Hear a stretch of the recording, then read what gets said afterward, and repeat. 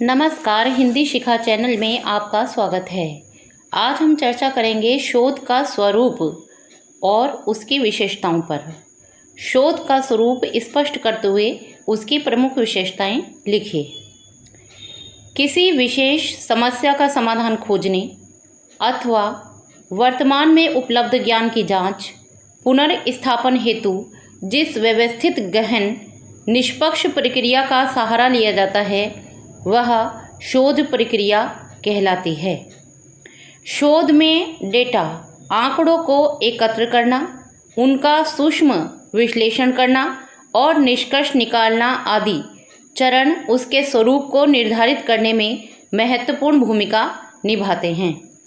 निम्न बिंदुओं के आधार पर शोध के स्वरूप का निर्धारण किया जा सकता है।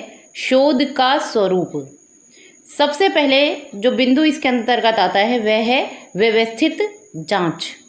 शोध एक व्यवस्थित एवं क्रमबद्ध प्रक्रिया है जिसके अंतर्गत एक विशिष्ट समस्या को चिन्हित कर परिभाषित करना, समीक्षा करना, एक शोध डिजाइन या प्रारूप विकसित करना, डेटा एकत्र करना, उनका विश्लेषण और निष्कर्ष निकालना सम्मिलित है।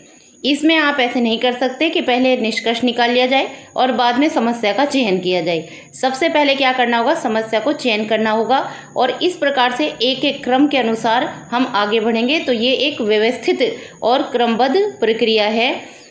शोध जो है वो एक व्यवस्थित जांच है। जो दूसरा बिंदु आता है वह है ज्ञान विस्तार।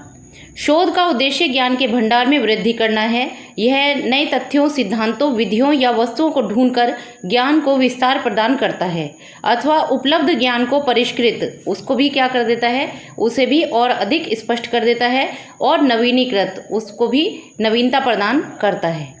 तीसरा जो महत्वपूर्ण बिंदु शोध के स्वरूप को निर्धारित करने में आता है वह है समस्या का हल।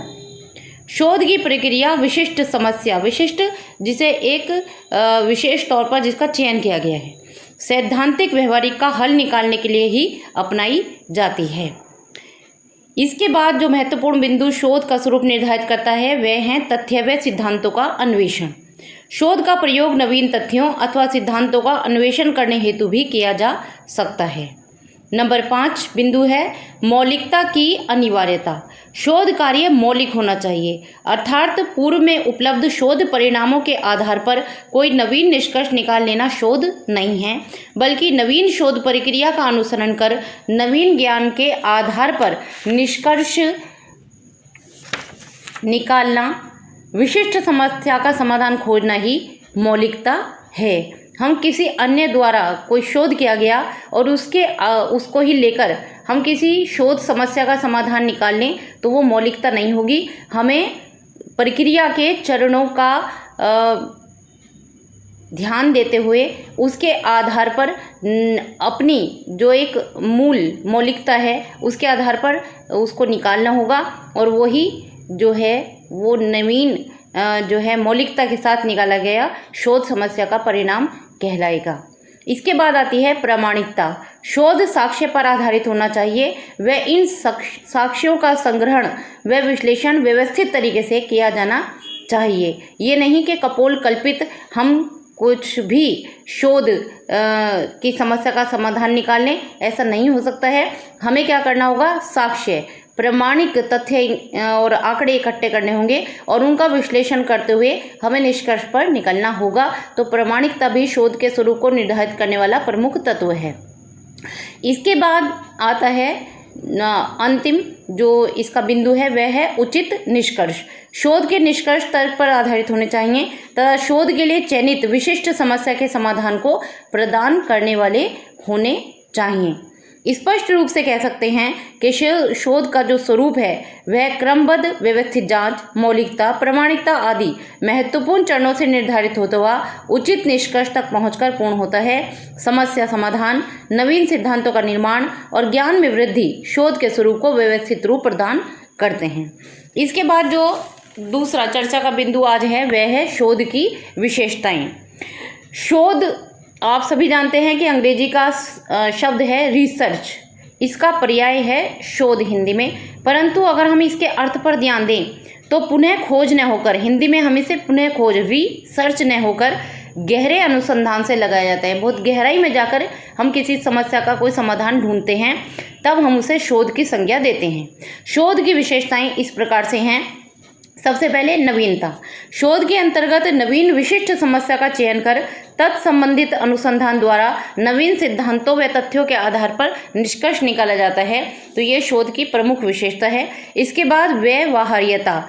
शोध समस्या का व्यवहार्य होना आवश्यक है, अर्थात एक उचित समय व संसाधन के साथ शोध समस्या को पूर्ण किया जाना इसकी प्रमुख विशेषता है। तीसरा जो महत्वपूर्ण इसकी विशेषता है वह है सामाजिक दृष्टि से भी महत्वपूर्ण होनी चाहिए। शोध समस्या जो है वो सामाजिक रूप से भी महत्वपूर्ण होनी चाहिए। ऐसी समस्या का चयन किया जाना चाहिए जिसका निष्कर्ष निकालने पर वह सामाजिक जो लाभ है वो प्रदान करने वाली हो, अर्थात इससे सामाजिक मूल्यों की दृष्टि से भी वृद्धि होनी चाहिए। इसके बाद जो चौथी विशेषता आती है शोध की, वह है वैज्ञानिकता। शोध की प्रक्रिया में वैज्ञानिक सिद्धांतों व तरीकों का प्रयोग किया जाना चाहिए, तभी शोध की महत्ता प्रतिपादित होती है।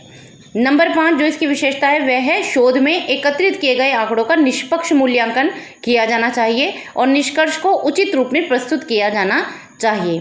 नंबर 6 निष्कर्ष जो है वो भी इसकी एक महत्वपूर्ण विशेषता है। जब तक शोध का इन सब चरणों से गुजरते हुए कोई निष्कर्ष न निकाला जाए तब तक शोध पूर्ण नहीं होता है। तो प्रमुख विशेषता है निष्कर्ष। शोध में निष्कर्ष निकाला जाना चाहिए जो शोध के लिए चयनित विशिष्ट समस्या के समुचित समाधान के रूप में कार्य करे। स्पष्ट है कि शोध में नवीनता, व्यवहार्यता, सामाजिक महत्व, वैज्ञानिकता, मूल्यांकन, निष्कर्ष जैसी विशेषताएं सम्मिलित रहती हैं। इसी कारण शोध को व्यवस्थित व सटीक जांच कहा जाता है। शोध की विशेषताओं को सामान्यतः विश्वसनीय एवं वैध माना जाता है। आशा करती हूँ कि आपके लिए यह है जो हमने चर्चा की है शोध के स्वरूप और विशेषताओं पर, यह आपके लिए परीक्षा में उपयोगी साबित होगी। नमस्कार।